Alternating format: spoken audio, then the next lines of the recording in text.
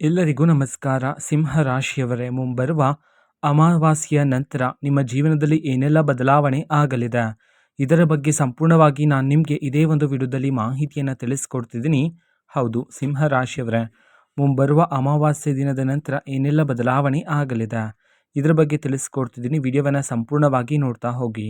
ವಿಡಿಯೋವನ್ನು ಸ್ಟಾರ್ಟ್ ಮಾಡ್ತೀನಿ. ಅದಕ್ಕಿಂತ ಮೊದಲು ನೀವಿನ್ನೂ ನಮ್ಮ ಚಾನೆಲ್ಗೆ ಸಬ್ಸ್ಕ್ರೈಬ್ ಮಾಡ್ತಾ ಇದ್ರೆ ಈ ಕೂಡಲೇ ಚಾನೆಲ್ಗೆ ಸಬ್ಸ್ಕ್ರೈಬ್ ಮಾಡ್ಕೊಳ್ಳಿ ಮತ್ತು ಲೈಕ್ ಮಾಡಿ. ಬನ್ನಿ, ಸಿಂಹ ರಾಶಿಯವರ ಸಂಪೂರ್ಣವಾಗಿ ಮಾಹಿತಿಯನ್ನು ತಿಳಿಸ್ಕೊಡ್ತಿದ್ದೀನಿ. ಹೌದು, ಸಿಂಹ ರಾಶಿಯವರು ನೀವು ನಾಯಕತ್ವ ಗುಣವನ್ನು ಹೊಂದಿರೋರಾಗಿರ್ತೀರ. ಹೌದು, ಮೇಲಕ್ಕೆ ಹೊರಗಡೆ ಜಗತ್ತಿಗೆ ನೀವು ಎಷ್ಟೇ ಒರಟಾಗಿ ಕೋಪದಿಂದ ಮಾತನಾಡಿದ್ರೂ ಸಹ ನಿಮ್ಮ ಮನಸ್ಸು ತುಂಬ ಮೃದು ಆಗಿರುತ್ತೆ. ಕಾಡಿಗೆ ರಾಜ ಹೇಗಿರುತ್ತೋ ಸಿಂಹದಂತೆ, ಅದೇ ರೀತಿ ನೀವು ಸಹ ಯಾವುದಾದ್ರೂ ಒಂದು ಗುಂಪಿನಲ್ಲಿ ನಿಮ್ಮ ಕುಟುಂಬದಲ್ಲೂ ಸಹ ನೀವು ನಾಯಕತ್ವ ಗುಣವನ್ನು ಹೊಂದಿರತಕ್ಕಂಥವ್ರಾಗಿರ್ತೀರ ಸಿಂಹ ರಾಶಿಯವರೇ. ಅದೇ ರೀತಿ ಮುಂಬರುವ ಅಮಾವಾಸ್ಯೆಯ ನಂತರ ನಿಮ್ಮ ಜೀವನದಲ್ಲಿ ಸೂರ್ಯದೇವರ ಆಶೀರ್ವಾದ ಆದರೆ ನಿಮ್ಮ ಮೇಲೆ ಇರ್ತಕ್ಕಂಥದ್ದು. ಹೌದು, ದೇವರ ಆಶೀರ್ವಾದ ನಿಮ್ಮ ಮೇಲೆ ಇರುವ ಕಾರಣದಿಂದಾಗಿ ನೀವು ಮಾಡ್ತಕ್ಕಂಥ ಪ್ರತಿಯೊಂದು ಕೆಲಸ, ಪ್ರತಿಯೊಂದು ಯೋಜನೆಯಲ್ಲೂ ಸಹ ಒಂದು ದೈವಿಕ ಕಾಂತಿಯನ್ನಾದರೆ ನೀವು ಕಾಣಬಹುದಾಗಿರುತ್ತೆ ಸಿಂಹ ರಾಶಿಯವರೇ. ಹೌದು, ಈಗ ಜೀವನ ಮಾಡ್ತಿರ್ತಕ್ಕಂಥ ಜೀವನಕ್ಕೂ ಮುಂಬರುವ ದಿನಗಳಲ್ಲಿ ನೀವು ಅಮಾವಾಸ್ಯೆಯ ನಂತರದ ಜೀವನಕ್ಕೂ ಭಾರಿ ಬದಲಾವಣೆಯನ್ನಾದರೆ ನೀವು ಜೀವನದಲ್ಲಿ ಕಾಣಬಹುದಾಗಿರುತ್ತೆ ಸಿಂಹ ರಾಶಿಯವರೇ. ಹೌದು, ಮುಂಬರುವ ಅಮಾವಾಸ್ಯೆ ಇದು ಶಕ್ತಿಶಾಲಿ ಅಮಾವಾಸ್ಯೆ ಆಗಿರುತ್ತೆ. ಯಾಕೆ ಅಂತಂದರೆ ಅಮಾವಾಸ್ಯೆ ಜೊತೆಗೆ ಸೂರ್ಯಗ್ರಹಣನೂ ಇರುವ ಕಾರಣದಿಂದಾಗಿ ತುಂಬ ಶಕ್ತಿಶಾಲಿ ಆಗಿರುತ್ತೆ ಇದೇ ಒಂದು ಅಮಾವಾಸ್ಯೆ. ಈ ಅಮಾವಾಸ್ಯೆಯ ನಂತರ ಸಿಂಹ ರಾಶಿಯವರೇ, ನಿಮ್ಮ ಜೀವನದಲ್ಲಿ ಅದೃಷ್ಟದ ಬಾಗಿಲುಗಳಾದರೆ ತೆರೀತಕ್ಕಂಥದ್ದು. ತುಂಬ ಜನ ಸಿಂಹ ರಾಶಿಯವರು ಹಲವಾರು ವರ್ಷಗಳಿಂದ ಸಂಕಟ ಆದರೆ ಪಡ್ತಿದ್ರಿ, ಹೌದಲ್ವಾ? ಎಷ್ಟೇ ಶ್ರಮ ಪಟ್ಟರೂ ಸಹ ಅದೃಷ್ಟ ಪ್ರಾಪ್ತಿ ಆಗ್ತಿರೋದಿಲ್ಲ, ಕೈಯಲ್ಲಿ ಹಣ ನಿಲ್ತಿರೋದಿಲ್ಲ ಅಂತ ಹೇಳಿ ತುಂಬ ಸಂಕಷ್ಟ ಆದರೆ ಪಡ್ತಿದ್ರಿ ಅಲ್ವಾ? ಹಾಗಾಗಿ ಸಿಂಹ ರಾಶಿಯವರೇ, ಮುಂಬರುವ ಅಮಾವಾಸ್ಯೆಯ ನಂತರ ನಿಮ್ಮ ಜೀವನದಲ್ಲಿ ಅದೃಷ್ಟ ಆದರೆ ಪ್ರಾಪ್ತಿ ಆಗ್ತಕ್ಕಂಥದ್ದು. ಇದರಿಂದ ನೀವು ಮಾಡ್ತಕ್ಕಂಥ ಪ್ರತಿಯೊಂದು ಕಾರ್ಯ, ಪ್ರತಿಯೊಂದು ಯೋಜನೆಯಲ್ಲಿ ಯಶಸ್ಸು ಕಟ್ಟಿಟ್ಟ ಬುದ್ಧಿ ಆಗಿರುತ್ತೆ ನಿಮಗೆ ಸಿಂಹ ರಾಶಿಯವರೇ. ಸಿಂಹ ರಾಶಿಯವರ ಮನಸ್ತಾಪ ಎಂಥದ್ದು ಅಂತಂದರೆ, ನೀವು ನಾಯಕತ್ವ ಗುಣವನ್ನು ಹೊಂದಿದ್ದೀರಾ, ಆದರೂ ಸಹ ನೀವು ಸಣ್ಣ ಪುಟ್ಟ ವಿಚಾರವನ್ನು ಸಹ ಹಗಲು ರಾತ್ರಿ ಅದೇ ಒಂದು ವಿಚಾರವನ್ನು ಯೋಚನೆ ಮಾಡ್ತಾನೆ ಇರ್ತೀರಾ. ಇದರಿಂದ ಮಾನಸಿಕ ಒತ್ತಡ ಆದರೆ ಜಾಸ್ತಿ ಆಗಿರ್ತಕ್ಕಂಥದ್ದು ನಿಮ್ಮ ಒಂದು ಜೀವನದಲ್ಲಿ. ಹೌದು, ಹಾಗಾಗಿ ಮುಂಬರುವ ಅಮಾವಾಸ್ಯೆಯ ನಂತರ ನೀವು ಯಾವುದಾದ್ರೂ ಒಂದು ವಿಚಾರವನ್ನು ಯೋಚನೆ ಮಾಡ್ತಿದ್ದೀರಾ ಅಂತಂದರೆ ಸಿಂಹ ರಾಶಿಯವರೇ, 1 ಅಥವಾ 2 ಬಾರಿ ಯೋಚನೆಯನ್ನು ಮಾಡಿ ಆ ಒಂದು ವಿಚಾರಕ್ಕೆ ಅಂತಿಮ ನಿರ್ಧಾರವನ್ನು ತೆಗೆದುಕೊಂಡು ಆ ವಿಚಾರವನ್ನು ನಿಮ್ಮ ಜೀವನದಿಂದ ಅಲ್ಲೇ ಬಿಡ್ತಕ್ಕಂಥದ್ದು ಉತ್ತಮ ಆಗಿರುತ್ತೆ. ಇದರಿಂದ ಮನಸ್ಸು ಹಗುರಾದರೆ ಆಗ್ತಕ್ಕಂಥದ್ದು, ಮಾನಸಿಕ ಶಾಂತಿ ನೆಮ್ಮದಿ ಆದರೆ ನಿಮ್ಮ ಜೀವನದಲ್ಲಿ ಪ್ರಾಪ್ತಿಯಾಗೋದ್ರ ಮೂಲಕ ಮಾನಸಿಕ ಒತ್ತಡ ಎಲ್ಲ ನಿಮ್ಮ ಜೀವನದಿಂದ ದೂರ ಆಗ್ತಕ್ಕಂಥದ್ದು ಸಿಂಹ ರಾಶಿಯವರೇ. ಹೌದು, ಸಿಂಹ ರಾಶಿಯವರು ಇಷ್ಟು ದಿನ ನಿಮ್ಮ ಜೀವನದಲ್ಲಿ ತುಂಬ ಕಷ್ಟದ ದಿನಗಳನ್ನು ನೋಡಿದ್ದೀರಾ, ಕಣ್ಣೀರಿನ ಕ್ಷಣಗಳನ್ನು ನೋಡಿದ್ದೀರಾ. ಅದೇ ರೀತಿ ನೀವು ಪ್ರತಿದಿನ ಕಣ್ಣು ಬಿಟ್ಟ ನಂತರ ಕಣ್ಣ ಮುಂದೆ ಒಂದು ಹೊಸ ಸಮಸ್ಯೆ ಆದರೆ ಬರ್ತಿತ್ತು ಅಲ್ವಾ? ಎದ್ದ ನಂತರನೇ ಒಂದು ಹೊಸ ಸಮಸ್ಯೆಯನ್ನಾದರೆ ನೀವು ಕೇಳ್ತಾ ಇದ್ರಿ. ಅದೇ ರೀತಿ ನಿನ್ನೆಯ ಸಮಸ್ಯೆಗೆ ಇನ್ನೂ ಸಹ ಪರಿಷ್ಕಾರವನ್ನೇ ನೀವು ಹುಡುಕಿರೋದಿಲ್ಲ, ಆದರೆ ಇವತ್ತಿನ ಒಂದು ಹೊಸ ಸಮಸ್ಯೆ ಆದರೆ ಆಲ್ರೆಡಿ ಉದ್ಭವಿಸಿರುತ್ತೆ.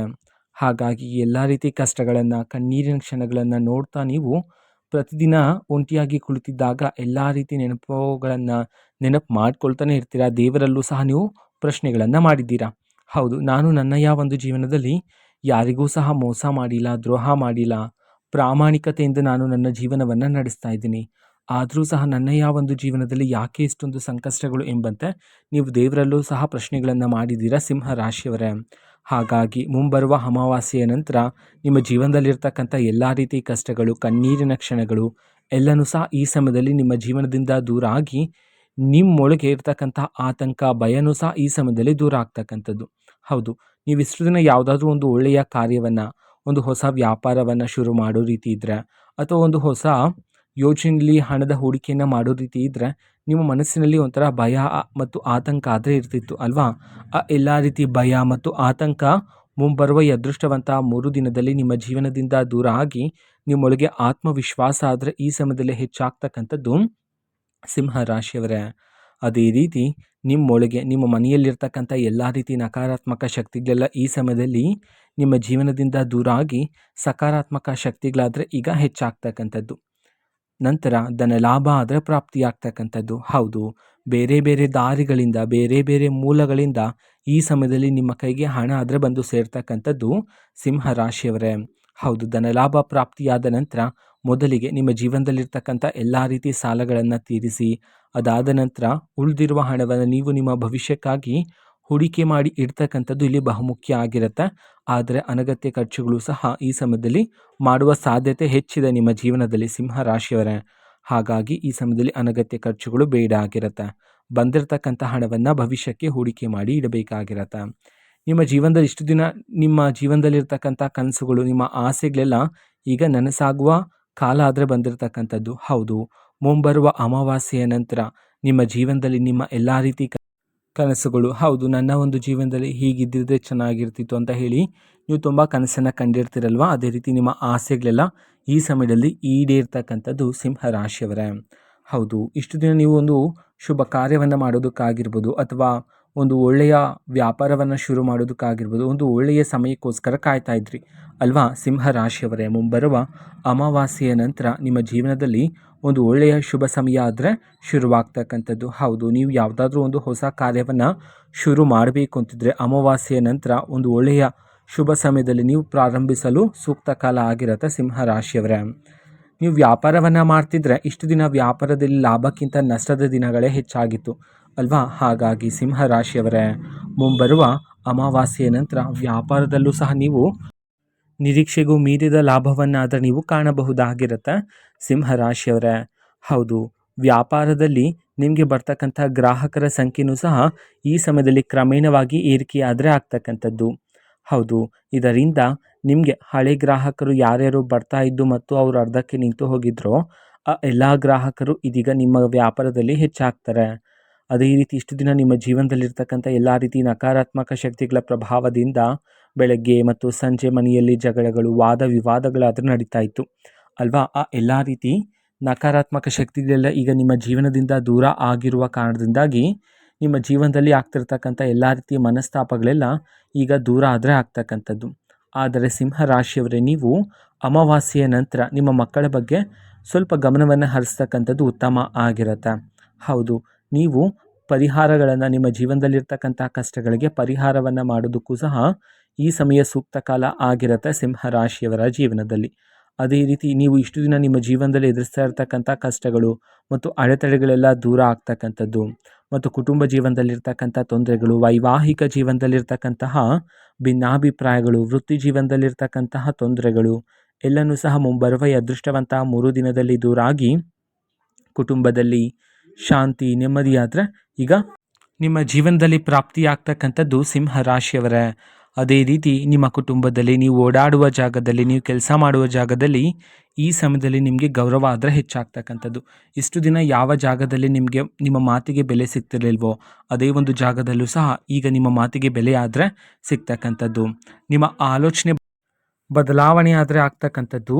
ಇಷ್ಟು ದಿನ ನೀವು ಹೇಗೆ ಆಲೋಚನೆ ಮಾಡ್ತಿದ್ದೀರಿ ನೋಡಿ, ಸಣ್ಣ ಪುಟ್ಟ ವಿಚಾರಕ್ಕೂ ಸಹ ಮನೆಯಲ್ಲಿ ವಾದ ವಿವಾದಗಳಾದರೆ ನಡೀತಾ ಇತ್ತಲ್ವ, ಆ ಎಲ್ಲ ರೀತಿ ಆಲೋಚನೆಗಳು ಈಗ ಬದಲಾಗಿ ನಿಮ್ಮ ಎಲ್ಲ ಆಲೋಚನೆ, ಎಲ್ಲ ರೀತಿ ಏಕಾಗ್ರತೆಯೂ ಸಹ ನಿಮ್ಮ ಒಂದು ಯಶಸ್ಸಿನ ಮೇಲೆ, ನಿಮ್ಮ ಒಂದು ಗುರಿಯ ಮೇಲೆ ಅದು ಕೇಂದ್ರೀಕೃತವಾಗ್ತಕ್ಕಂಥದ್ದು ಈಗ. ಅದೇ ರೀತಿ ಶತ್ರುಗಳು ಸಹ ನಿಮ್ಮ ಜೀವನದಲ್ಲಿ ಏರಿಕೆ ಆಗ್ತಾನೆ ಇರ್ತಾರೆ ಮುಂಬರುವ ಈ ಅದೃಷ್ಟವಂತ 3 ದಿನದಲ್ಲಿ. ಹಾಗಾಗಿ ಆದಷ್ಟು ಶತ್ರುಗಳಿಂದ ದೂರ ಇರಿ, ಇದು ನಿಮಗೆ ತುಂಬ ಮುಖ್ಯ ಆಗಿರುತ್ತೆ. ನೀವು ಯಶಸ್ಸಿನ ಹಾದಿಯಲ್ಲಿ ಹೋಗಬೇಕಾದ್ರೆ ಶತ್ರುಗಳನ್ನು ಆದಷ್ಟು ದೂರ ಇರ್ತಕ್ಕಂಥದ್ದು ಉತ್ತಮ ಆಗಿರುತ್ತೆ. ಹೌದು, ಅದೇ ರೀತಿ ಮದುವೆಗಾಗಿ ಕಾಯ್ತಾ ಇರ್ತಕ್ಕಂತಹ ಸಿಂಹ ರಾಶಿಯವರಿಗೆ ಇದು ಒಂದು ಒಳ್ಳೆಯ ಸಮಯ ಆಗಿರುತ್ತೆ. ಹೌದು, ಈ ಸಮಯದಲ್ಲಿ ಕಂಕಣ ಭಾಗ್ಯ ಆದರೆ ಕೂಡಿ ಬರಲಿದೆ. ಸುಮಾರು ವರ್ಷಗಳಿಂದ ಸಿಂಹ ರಾಶಿಯವರು ಮದುವೆಗಾಗಿ ನೂರಾರು ಸಂಬಂಧಗಳನ್ನು ಸಹ ನೀವು ನೋಡಿದ್ದೀರ, ಆದರೆ ನಿಮಗೆ ತಕ್ಕಂತಹ ಸಂಬಂಧ, ಒಂದು ಒಳ್ಳೆಯ ಗುಣವಂತ ಸಂಬಂಧ ಆದರೆ ಇಷ್ಟು ದಿನ ನಿಮಗೆ ಸಿಕ್ಕಿರಲಿಲ್ಲ ಅಲ್ವಾ. ಹಾಗಾಗಿ ಸಿಂಹ ರಾಶಿಯವರೇ, ಮುಂಬರುವ ಇದೇ ಒಂದು ಅದೃಷ್ಟವಂತ ಅಮಾವಾಸ್ಯೆ ದಿನದ ನಂತರ ನಿಮ್ಮ ಜೀವನದಲ್ಲಿ ಕಂಕಣ ಭಾಗ್ಯ ಆದರೆ ಕೂಡಿ ಬರಲಿದ್ದು, ನಿಮಗೆ ತಕ್ಕಂತಹ ಸಂಬಂಧ, ಒಂದು ಒಳ್ಳೆಯ ಗುಣವಂತ ಸಂಬಂಧ ಆದರೆ ಈಗ ನಿಮ್ಮನ್ನೇ ಹುಡುಕಿಕೊಂಡು ಬರ್ತಕ್ಕಂಥದ್ದು ಸಿಂಹ ರಾಶಿಯವರೇ. ನಿಮ್ಮ ಜೀವನದಲ್ಲಿರ್ತಕ್ಕಂಥ ಎಲ್ಲ ರೀತಿ ಅಡೆತಡೆಗಳು ದೂರವಾಗಲು ಪ್ರತಿದಿನ ಮನೆಯಲ್ಲಿ ದೀಪಾರಾಧನೆಯ ಜೊತೆಗೆ ಗಾಯತ್ರಿ ದೇವಿ ಮಂತ್ರವನ್ನು ಪಠನೆ ಮಾಡೋದ್ರ ಮೂಲಕ ಎಲ್ಲ ರೀತಿ ನಕಾರಾತ್ಮಕ ಶಕ್ತಿಗಳು ದೂರಾಗಿ ಸಕಾರಾತ್ಮಕ ಶಕ್ತಿಗಳಾದರೆ ಹೆಚ್ಚಾಗ್ತಕ್ಕಂಥದ್ದು.